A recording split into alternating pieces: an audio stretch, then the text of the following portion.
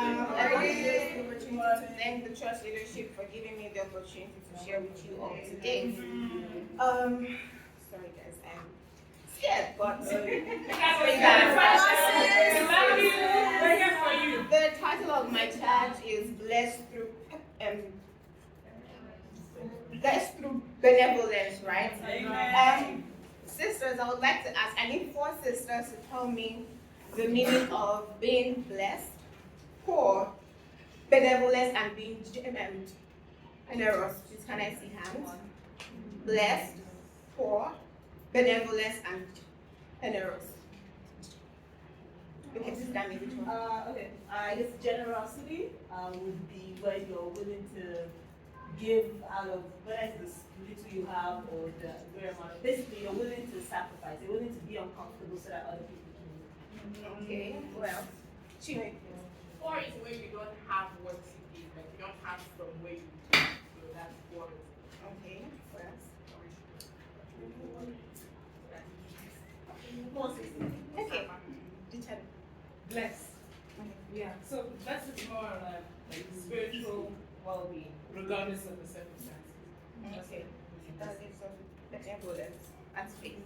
Benevolence would be kindness toward. Okay. All right, sisters, let's turn to Proverbs 22, verse 9.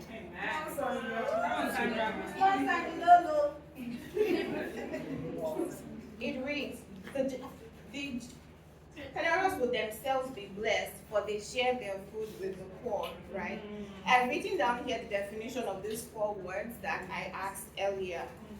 To be poor means to be lacking sufficient money to live at a standard considered comfortable or normal in a society. Blessed means to possess the favor of God, which could also mean a state of being marked by fullness from God. To be generous is an adjective that describes a person's willingness to give, share, or help others, often in a way that goes beyond what is expected or usual. Benevolence can really be defined as a goodwill or disposition to do good. It could also be said to be an act of kindness or the desire to do good towards others. Sisters, we all know that from the Seeking God study, we teach ourselves that to be blessed means to be superlatively happy. Oh, yeah. Sisters, do you find joy in being benevolent to people? Sisters, I need you to look around you today. Is there someone in need? There's always someone in need, and even sometimes we are the ones that are in need. Yes. And it doesn't have to be a financial need.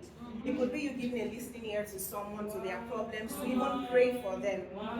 That brings me to my first and only point. Benevolence, an act of love. The act of benevolence cannot be lived out without the word love. Yes. And it is funny that in the word benevolence, we can actually spell love, although it's backwards, but we can actually spell love as well.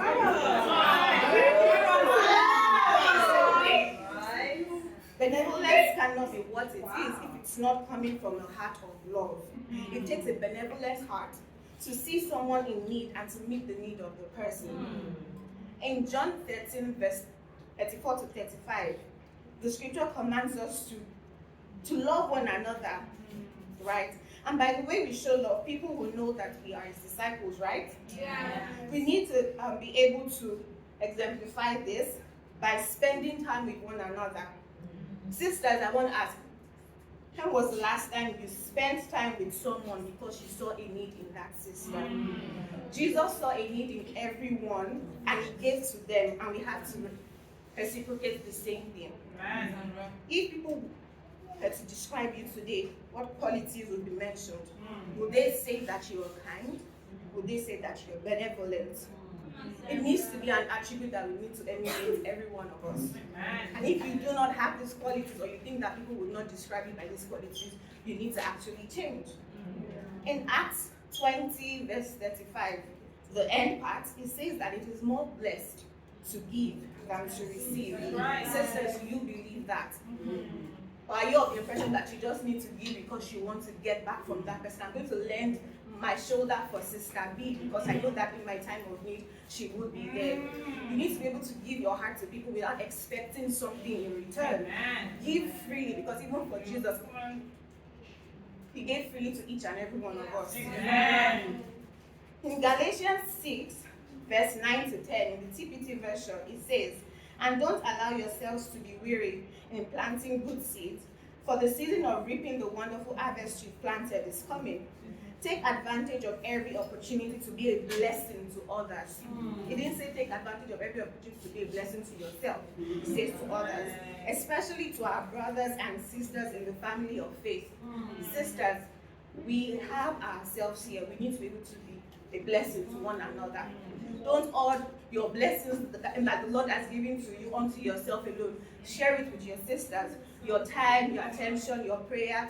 Spend time with sisters. In this scripture that I just read, Paul encourages us not to grow weary. First John 3, 16 to 17, in the MSD version, I would read that. It says, "This is how we've come to understand and experience love. Christ sacrificed his life for us.